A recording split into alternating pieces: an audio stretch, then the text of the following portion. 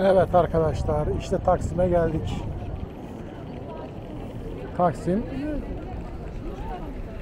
trafiğe kapalı olan İstiklal Caddesi. Başlangıcı burası.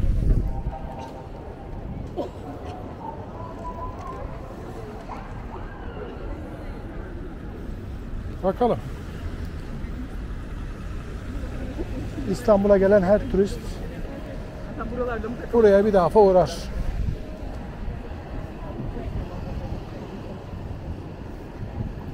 Bilmiyorum ama vatandaş olması gerekiyor ki.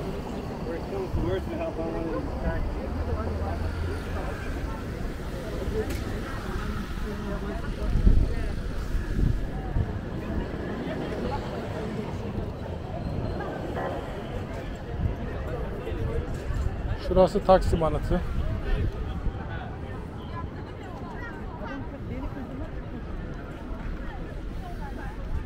Burası genelde buluşma yeridir de aynı zamanda. Taksim Anıtı'nın orada buluşalım derler arkadaşlar. Şöyle yavaş yavaş bir dönelim. Tramvay gelirse tramvaya bineceğim. Yoksa yürüyerek geçeceğim İstiklal Caddesi'ni. Şu anda tramvayı göremiyorum. Tam önümde tramvay yolu var.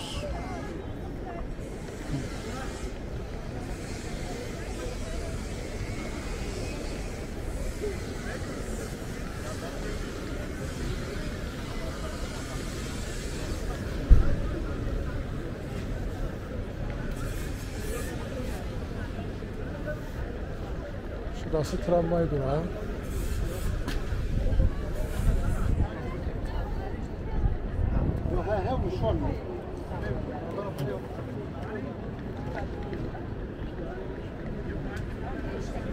Biraz bekleyelim, belki gelir tramvay. Karşılıklı işleyen iki tane tramvay var. Birisi giderken diğeri geliyor. Yaklaşık yarım saatte bir seferleri var. Sadece İstiklal Caddesi'ni boydan boya geçiyorlar. Evet, tramvay göründü. Şöyle göreceğiniz şekilde çevireyim kamerayı. İşte tramvayımız da geliyor. Nostaljik tramvay. Eskiden İstanbul'un her yerine bu tramvaylarla gidilirdi. Bu çeşit tramvaylarla. Ama artık bunlar nostaljik olarak geçiyor, turistik olarak geçiyor. Birazdan U dönüş yapıp gelecek.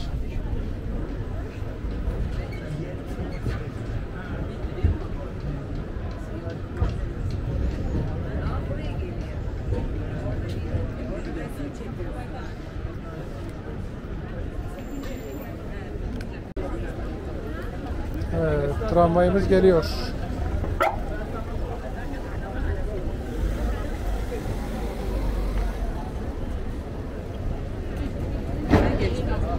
Yaklaşmayın fazla. Abi yardımcı oluyor. Hadi bismillah.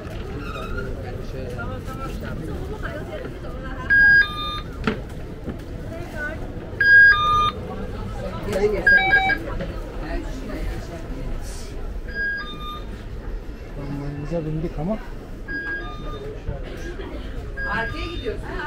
Hadi rahat bakarız. Ben şuraya geçeyim.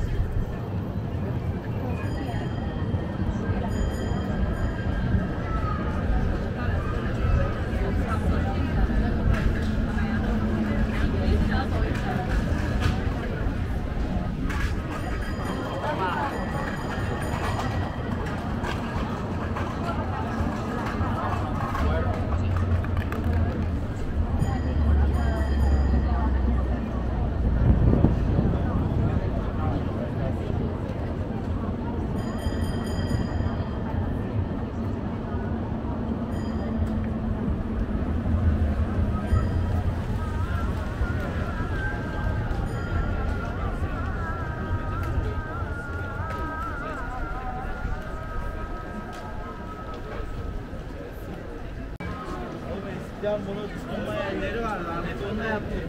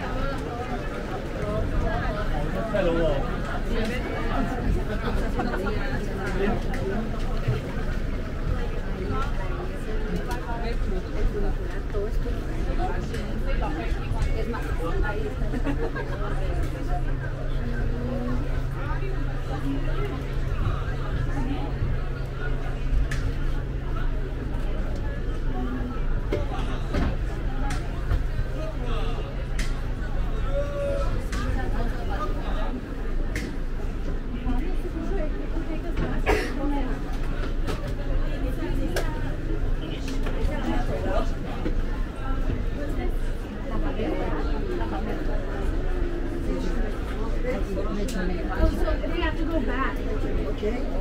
Inside, after station, wait. After. Wait here.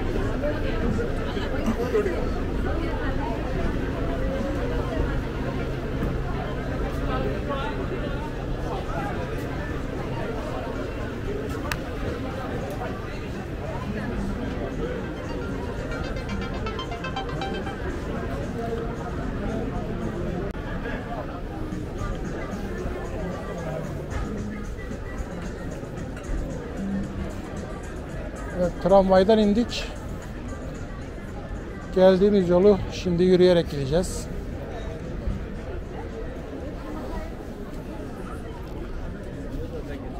Tramvayda istediğim çekim yapamadım ama sağlık olsun. Yapacak bir şey yok.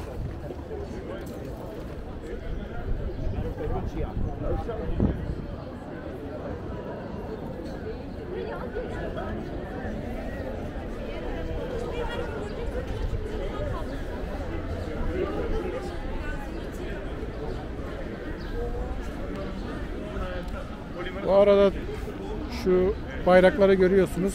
Bu yıl Galatasaray şampiyon olduğu için Galatasaray'ın bayrakları asılı her yerde.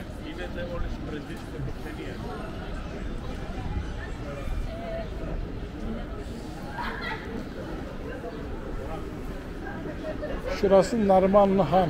Buraya da bir girelim sizin için. Burası kafe bölümü.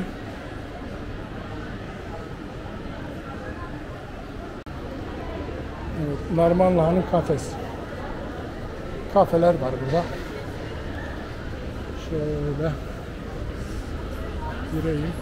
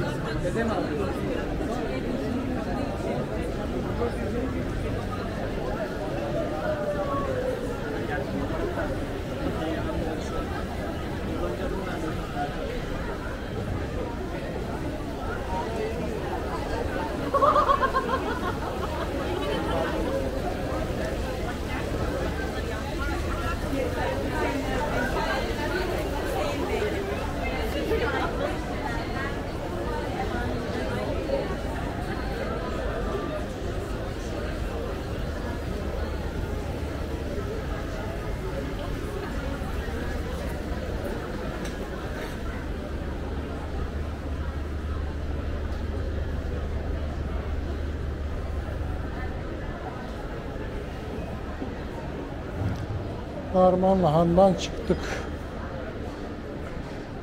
Yine İstiklal Caddesi'ndeyiz. Evet, bizim geldiğimiz tramvay şu anda dönüyor.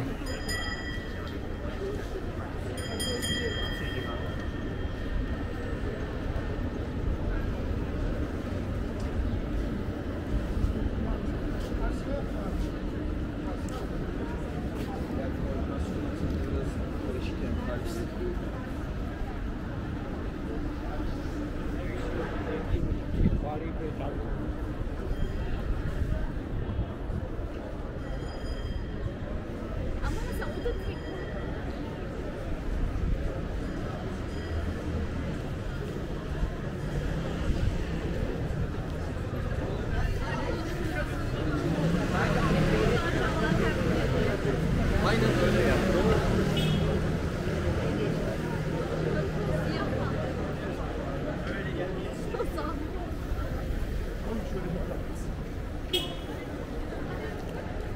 Arkadaşlar, bu caddede çok sayıda sivil polis de vardır.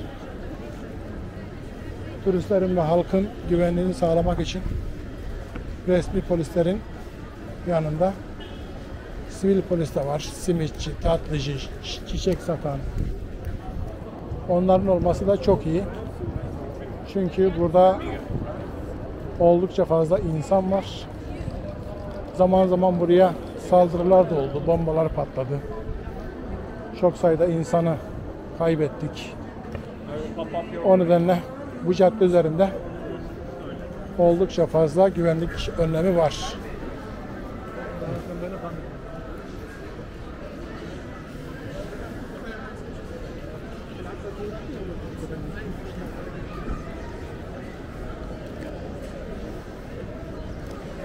1950'li 40'lı yıllarda burası trafiğe açık bir caddeydi. Daha sonra trafiğe kapatıp tamamen yayalara özgü bir cadde oldu.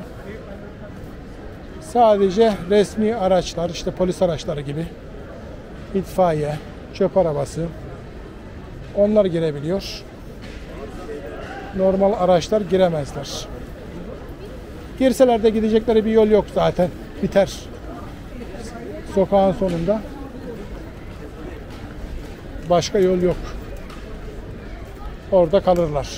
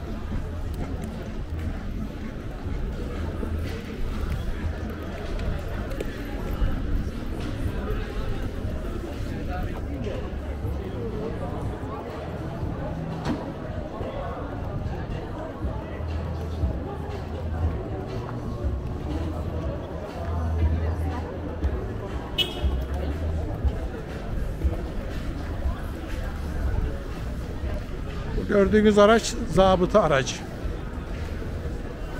Polis aracı değil, zabıta.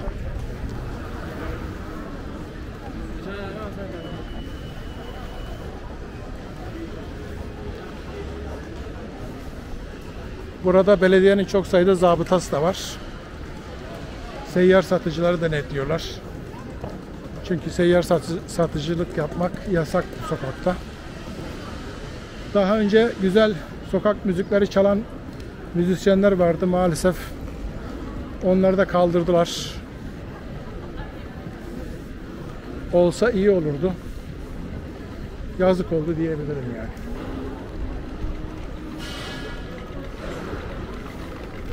Şimdi sadece insanların yürüdüğü, müziğin ve eğlencenin olmadığı bir cadde olarak hayatına devam ediyor.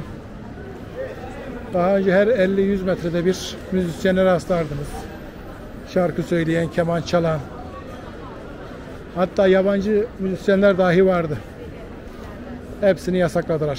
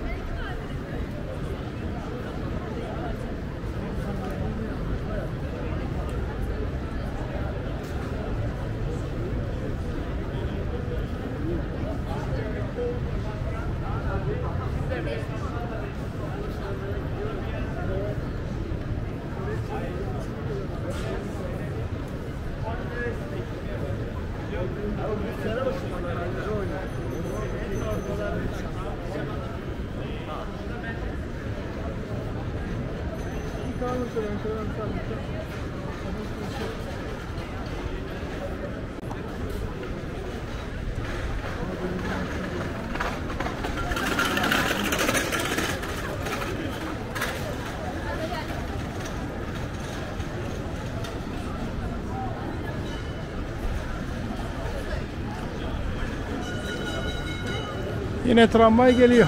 Deminki gidenin karşılığı. Böyle bakalım.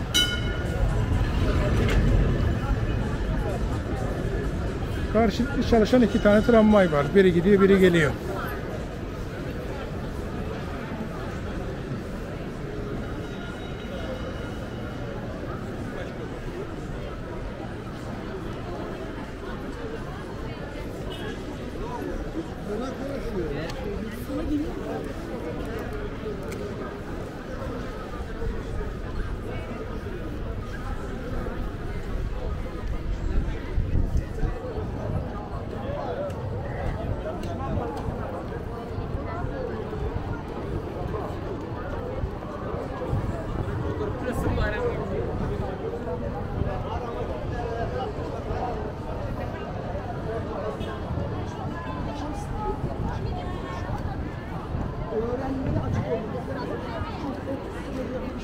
Bu arada yukarıda asılı olan bayraklar Galatasaray bayrağı ya. Burada bir gelenek vardır. Hangi takım şampiyon olduysa bu caddeye onun bayrakları asılır.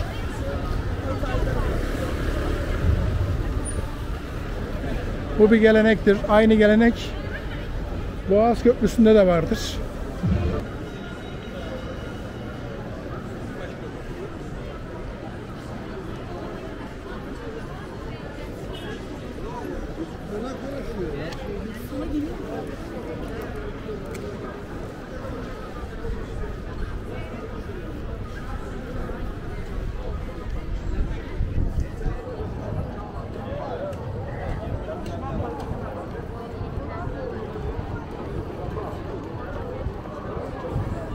Şey yok.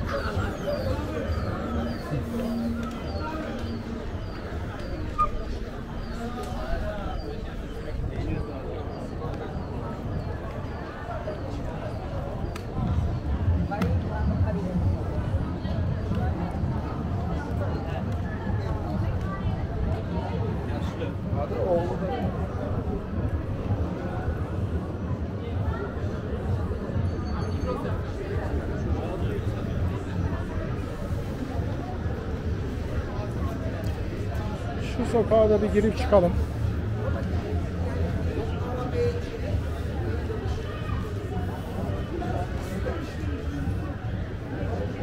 Evet.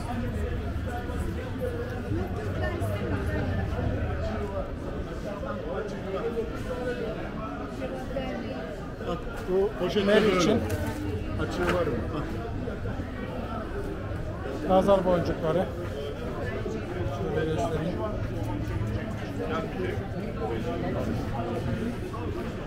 Bu bir Türk geleneğidir. İnanışıdır daha doğrusu. Üzerinde nazar boncuğu taşıyan kendini korumuş oluyor. Yani kaza yapacaksa kazayı önlemiş oluyor. Başka kötü bir şeyler olacaksa onlar önleniyor.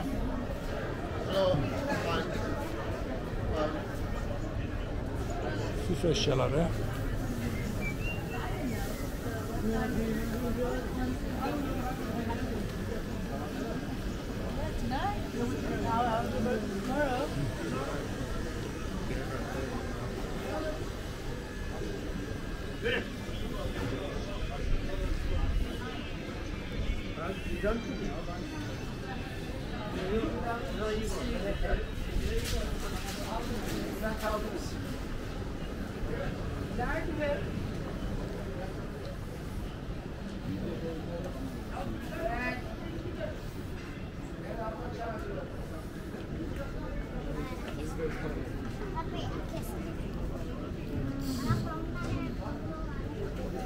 İçki ve yemek fiyatlarını az çok gördünüz.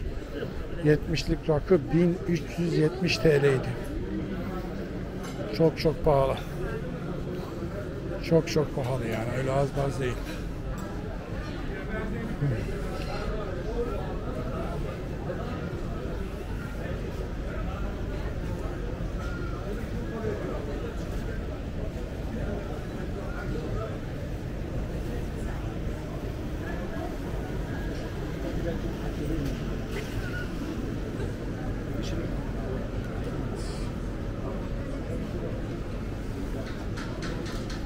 Çantacılar.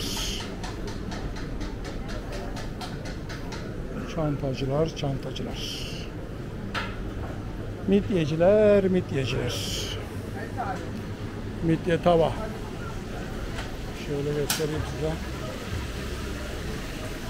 Burada midye tava. Yiyebilirsiniz. Balık yiyebilirsiniz. Her şey. Evet. Şukra varmış. Şampiyon kokoreç diyor. Neyse, buradan sağsın dönelim olmazsa. Böyle sert bir dönüş yapayım.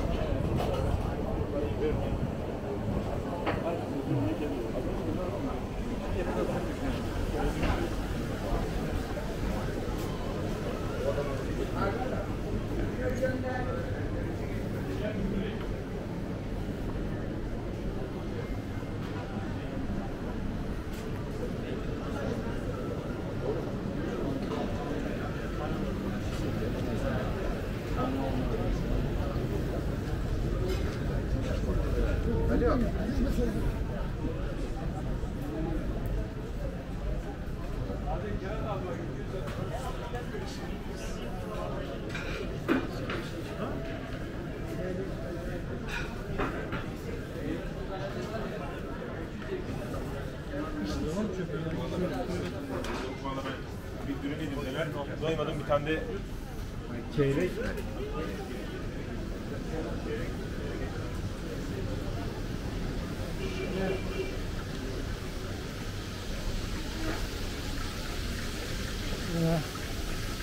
Midye.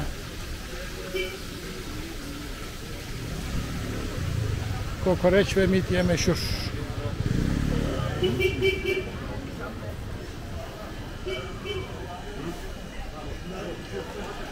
Takılar, yüzükler. Yalnız buranın ışığı HDR olduğu için, yani çekimim HDR olduğu için dalgalanma yapıyor. O yönünü pek sevmedim. Demek ki HDR çekim yapmamak lazım. Işıklı ortamlarda dalgalanma yapıyor çünkü.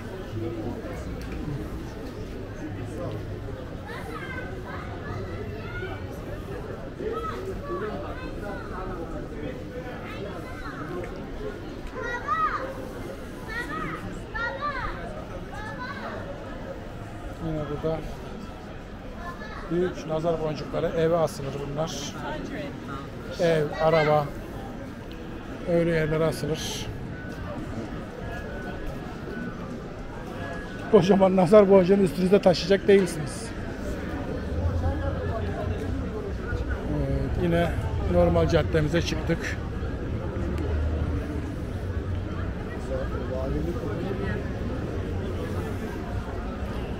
Burası her türlü mağazanın olduğu bir cadde.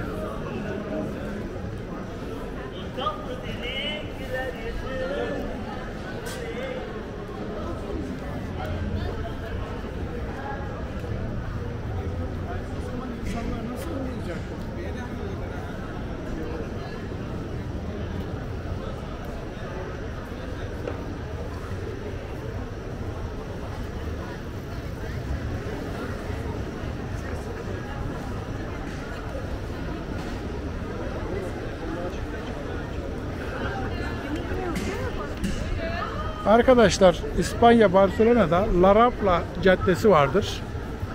Bizim bu İstiklal Caddesi'ne benzer. Bana göre İstiklal Caddesi La Rambla Caddesi'nden çok daha güzeldir. Fakat biz reklamını çok yapamıyoruz. Larabla Caddesi'ni herkes bilir. İstiklal Caddesi'ni çok az kişi bilir. Ama Barcelona'ya giden herkes Larabla Caddesi'nden geçer. Oranın plaja çıkan en ünlü caddesidir çünkü.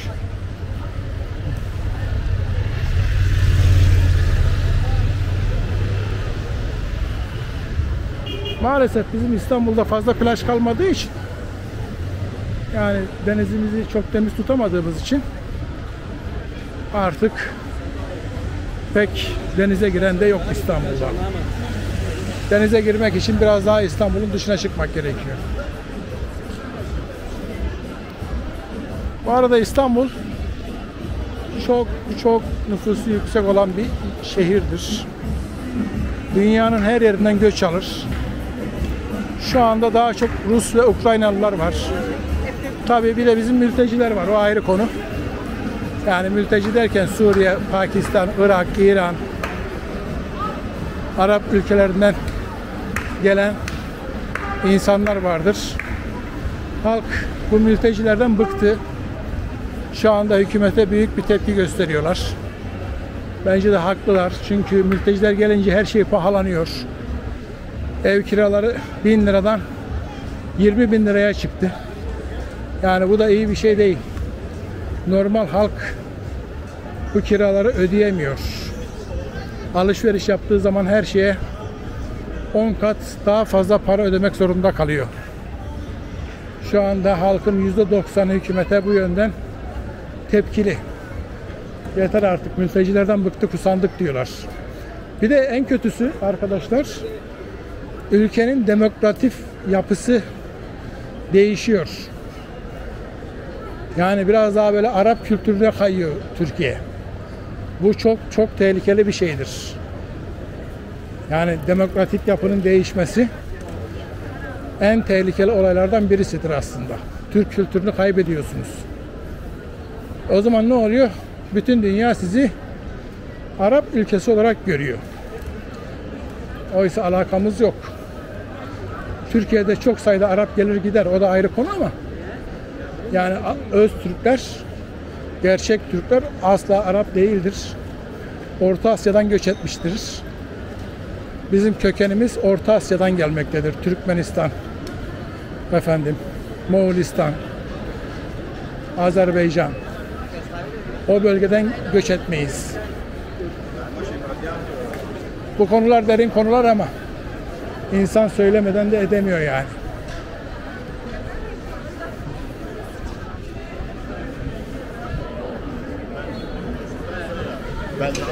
Şu anda Türkiye dünyanın en çok mülteci alan ülkesi. Nüfusuna göre çok fazla. Nüfusun yaklaşık %20'si yabancı mültecilerden oluşuyor. Sadece bir ülke değil, yani Afrika ülkesinden gelenlerden tutun, işte Pakistan, Hindistan, Afganistan, oralardan gelenler de çok. Afrikalı insanın burada ne işi var? Ama bakıyorsun adam kaçak bir şekilde gelmiş, kendi ülkesinde belki de aranıyor. Belki de kaçıp geldi, orada bir suç işledi, belki birisini öldürdü, belki hırsızlık yaptı, başka bir şey yaptı. O Türkiye'ye kaçıp giriyor işte. Bunları önlemek lazım. Ben Avrupa'ya gittiğim zaman 40 defa sorgulanıyorum.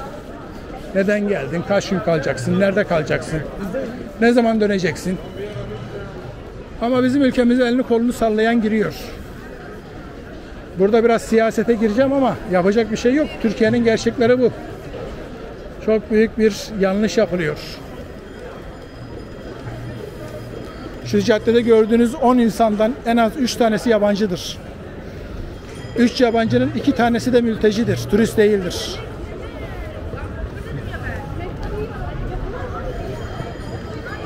Evet. Buradan hükümetime sesleniyorum. Bir an önce ülkeye mülteci alımını durdurun. Yeter artık. Yani ülkede toplumsal bir patlama olmak üzere. Mesela Ruanda ile turizm anlaşması yaptık. Ruanda dediğiniz Adana'dan küçük bir yer ya. Adana kadar bir ülkeyle bizim turizm anlaşması yapmamızın anlamı nedir ya? Ki oradan Türkiye'ye turist gelmesi mümkün değil. Ve buradan oraya giden de gitmesi de mümkün değil. Yani milyonda birdir ihtimal. Bana Ruanda'ya gider misiniz derseniz ben gitmem. Ruandalı da buraya gelemez. Ekonomik durumu belli. Biz o ülkeyle niye turizm anlaşması yaptık? Bunun altında yatan gerçek sebep nedir? Gerçek sebebi hepimiz biliyoruz aslında. İngiltere'nin postaladığı mültecileri bizim ülke alacak. Yani inanılmaz bir hata, inanılmaz bir yanlış. İnanılmaz bir yanlış. İngiltere diyor ki ben sana $700 vereyim git diyor. Önce Ruanda'ya gidecek, Ruanda'dan da Türkiye'ye turist olarak gelecek. Yersen turist. Öyle yani. Neyse bu güzel ortamı daha fazla germeyeyim. Bardağın dolu tarafını görelim. Yapacak bir şey yok. 10 yıl önceki Türkiye ile şimdiki Türkiye arasında çok büyük fark var. Kadıköy mesela siyahilerin istilası altında. Adam gelmiş orada saat satıyor. Soruyorum ülkesini sen nereden geldin diyorum. Söylüyor bana anlamıyorum da. Yani benim bildiğim dilde söylemiyor. Kendi dillerinde söylüyor anlamıyorum. Mesela işte Ruanda diyor ama hani Ruanda anlaşılır yine. Başka bir şey ülke söylüyor Afrika'da. Tamam diyoruz. Uzaklaşıp gidiyoruz. Hepsi de saat satıyor. Hepsi sahte saat satıyor tabii. Gerçek saat satmıyor. Alırsınız 3 gün sonra çalışmaz saat. Hepsi kol saati satıyor çünkü.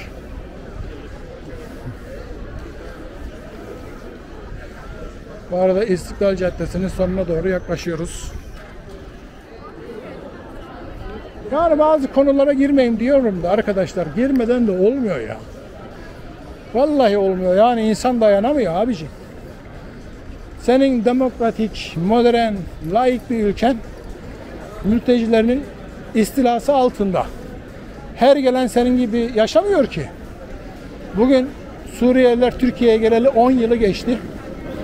Hala Türk kültürüne alışamadılar, adapte olamadılar. Aksine biz biraz Suriyeli kültürüne döndük. İşin gerçeği böyle yani.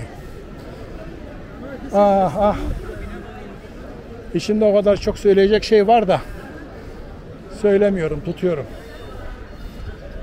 Yoksa kabul edilebilir hatalar değil bunlar.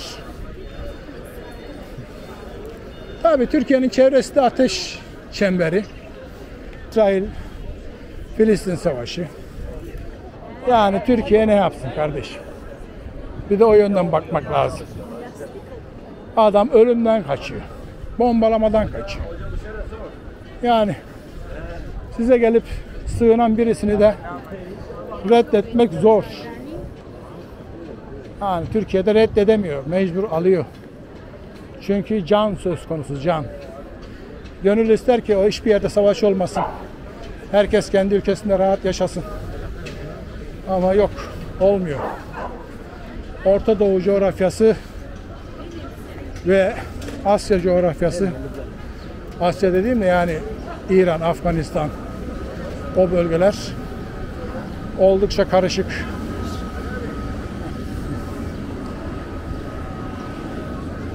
Bakın yukarıda Cumhuriyetimizin 100. yılı kutlu olsun yazıyor. Biz 100 yıl önce Cumhuriyeti ilan etmişiz. Kadınlara bir takım seçme seçilme hakları vermişiz. Geriye gidiyoruz. Geriye gidiyoruz. Tabii bu haklar geri alınmadı. O ayrı mesele ama yani Cumhuriyet, insanın Cumhuriyet vatandaşı diye bir vatandaşlık vardır. O vatandaşlık gidiyor. Dediğimi siz anlıyordursunuz.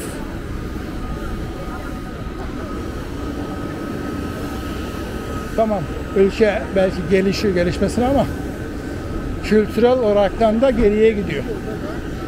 Bunu da kabul etmek lazım. Yani her yere metro ağı yapmak güzel bir şey. Harika bir şey. Ama her yeri de mülteciyle doldurmak iyi bir şey değil. Bakın bu arkadaşlar Rus. Yani konuşanları söylüyorum. Hani Rus, Ukraynalı yine neyse ama Türkiye'nin güneyinden gelenlerin maalesef ülkemize kültürel olaraktan çok büyük zararı var. Bunu ben hissediyorum yani. Evet, Atatürk'e geldik. Şöyle Atatürk'ü de görelim. Artık bunu da burada bitirelim bu videoyu. Buraya kadar izlediyseniz hepinize çok teşekkür ederim. Ülkemize sahip çıkalım. Bizim gidecek başka ülkemiz yok.